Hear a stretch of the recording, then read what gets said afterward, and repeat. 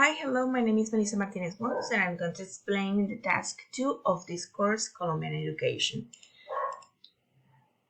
I'll start with the statement of this activity that says that particularly Spanish-English bilingualism has been privileged. This is seen as providing access to a highly visible, socially accepted form of bilingualism, leading to the possibility of employment in the global marketplace. In contrast, bilingualism in minority Amerindian or Creole language has been generally undervalued and associated with an invisible form of bilingualism related to underdevelopment, poverty, and backwardness. Okay, as it says, Colombia had a long tradition of including foreign language into the schools. The National Education Ministry in the 2006 exposed that Colombian citizens will be able to communicate through English with internationally comparable standards. This will contribute to the insertion of the country in the processes of universal communication, the global economy, and cultural openness. But the author clear mention about this previous statement of the ministry is that the main language here is English and the objective is competitivity in the international markets. But how about the multicultural all the cultural nations? As a multicultural and plurilingual nation needs a language policy which takes into account not only exolingual but also endolingual concern.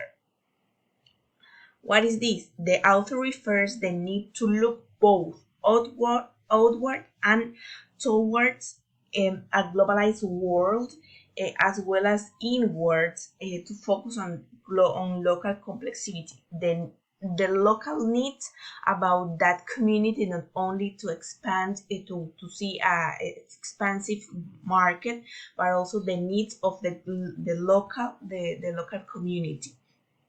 So there has been little real concern about the implication of contact with other culture and other ways of communication. Example, the local indigenous language. Here is an university that led the indigenous community to study, but how they can communicate. The indigenous have to learn and have to communicate in Spanish, but why the teachers of that university can learn about the language and try to communicate with them to have like an excellent communication between both of them, and also to expand the knowledge about the cultural and the needs of that community. So the indigenous community is the minor community of education here in the university. Also, an important other way of communication is the deaf people. We need to know about the deaf language, so we can know about their needs, about the opportunity, about the way of communicate with them. So they also have a less opportunity of communication as a language, English language or other language. Also, the teachers needs to be sensitive to the cultural implication. What is this? The teachers need to be able to help their students to develop the intercultural competence as well as linguistic, sociolinguistic, and discourse competence. And the author has suggested possible future directions of bilingual education programs for majority language speakers in order to help to enhance the recognition and valuing of linguistic and cultural diversity in the country.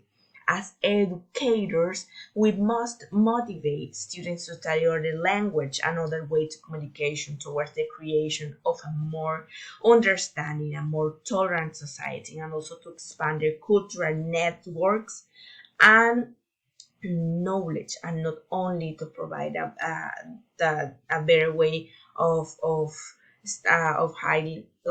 a better way of living, or good jobs, or a good opportunity in the economic market, etc. Also, we have to improve. We have to motivate the cultural aspect of all the language that they are learning. Thank you very much for this opportunity. I hope you like this in this presentation. Have a great day. Bye.